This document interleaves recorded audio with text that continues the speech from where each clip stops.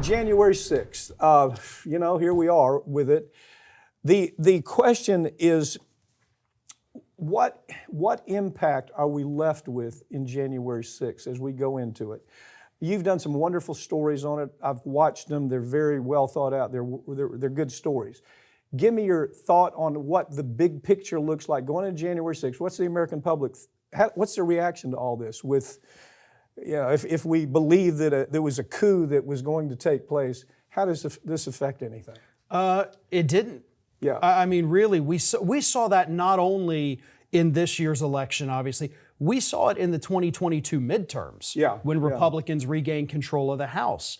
The public, and at that point, it was not even 2 years past, the public said, we're over it, we're done. Yeah. We don't care. And it's because, like so many other things, the public has the attention span of a fruit fly, basically. They move on, they forget, other things happen. It's the same thing, and I always point this out, that we saw with the 2004 election with George W. Bush. Just a year before that, they're at the UN with their little vials saying, this was from Iraq, here's pictures of aluminum tubes, and everybody knew it was a lie. Everybody knew this was a war based on pure lies. People were dying. He was ignoring the real, terrorists out there. And then in 2004, they went and said, no, we're going to stay with Bush, because they forget about these important things that changed the course of American history. Yeah.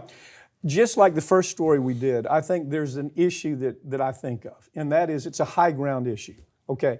Do the Dems really have a high ground on the January 6th, which they should? They should. Yeah. But do they have the high ground anymore? And my suggestion is they don't. And it's because of the conduct of this president. I mean, first of all, it comes down to the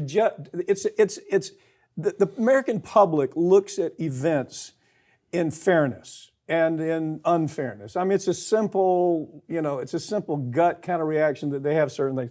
So they say, okay, January 6th, we're still not sure. Most people would say, no, this wasn't a coup. It was just something that went awry, okay?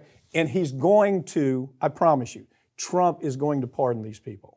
Yeah. So when he does, what does the American public think about that? And my take on it is, ordinarily, they might be outraged, but you have a president who has pardoned, just the other day, he pardons, I guess he pardons him. He takes 11 al-Qaeda terrorists that were, arguably tied up to bin Laden and sends them out. Yeah. He forgives the 9/11 terrorists that killed 3,000 people.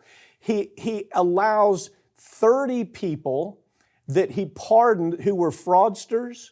They were, all kinds of scams that they ran. They committed fraud. They were con men. They committed the most horrendous types of acts. The Kids for Cash judge. Kids for Cash that we SOB. did, that we've done a couple of times, where a judge is making a decision to put money in his pocket by sending kids to prison. Now, he forgave those two judges, okay? There was 30 of them just as bad. And then add to that he commutes the sentence of child rapists, murderers, mass murderers, and he makes the argument that, well, I did that because I don't believe in the death penalty, okay? That was basically, but he still, if you either believe in the death penalty or you don't. But here he says, well, these people, I'm going to commute their sentence, but if you believe that the death penalty is improper, why did you allow 3 cases to stand? You see what I'm saying? The whole argument was poorly thought out. Yeah. And by the way, 2 of the people that were on death row that he commuted, they actually came out today and said, no, I want to die. I saw that. But getting back to the point, I just wonder, does it make any difference? I mean, if he pardons these people, because he's going to. He's going to. Well, here's the thing, and this kind of ties back to my previous point. Regardless of what Biden did and the outrage from that, if there is outrage, and I've seen it in the media, there is outrage. That outrage is already gone. So it'll be the same with January 6th. There will be stories for a week that he pardoned these people, and then everybody moves on. If even a week. I don't even give it that long. You're a true believer in that, aren't you? You're a believer that people are not tuned in to events like that to where they carry them forward for very long. I've heard you say it a dozen Yeah, times. and I think, based on all the time we've been doing this, the evidence is just overwhelming that people, you can't get them to care about something and hold on to that anger for a long enough period of time. And probably for the human psyche, it's probably not good to sit there and be angry about something for 2 years until the next election. So we'll hear about it when it happens. We'll hear about it if one of these people breaks the law again.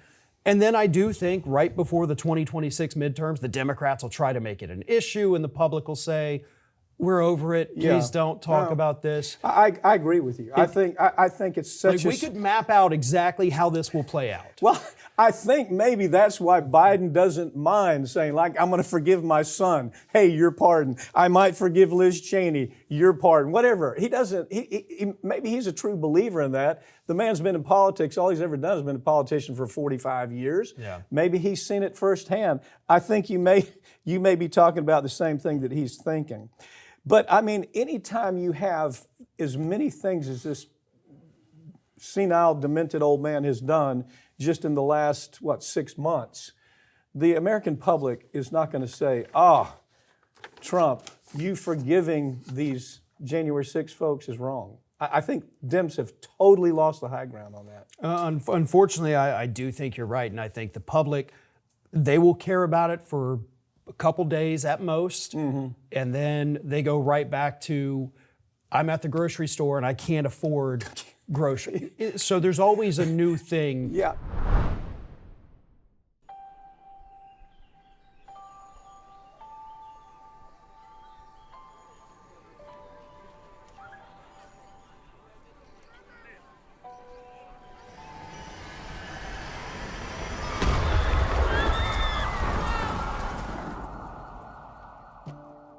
That it had helped dirty money flow through its branches around the world, including at least 800... Plaintiffs allege that the defendants provided money and medical goods to terrorist groups Hezbollah and Jaish al-Mahdi. This is a well-organized business for these individuals that carry out these attacks. Terrorism is a business, and they run it like a business. They knew about what was going on for a decade. They absolutely, no question about it, knew that HSBC was washing money. They had every reason to understand it was for terrorism and it was for drug cartels. Took no action whatsoever. These banks are involved. Their accounts are connected, and they're using them to mask the transactions. The more complicated they can make the transactions, the more distance they can put between the bad guys and the seemingly legitimate purpose of these funds. They pay $1.9 billion, which is a drop in the bucket compared to what they've made, and nobody goes to prison. These CEOs, these bankers that made this decision, they're safe at home. They know what they've done. It's resulted in the death of Americans, contractors and soldiers, not just hundreds, but thousands. And we look the other way because they don't look like criminals. The die is cast. The people that are responsible are on Wall Street. And they don't look like criminals. It's almost a suspension of disbelief. Sometimes I'll have people call me and say, is this real? Do they really get away with this? Yeah, they do.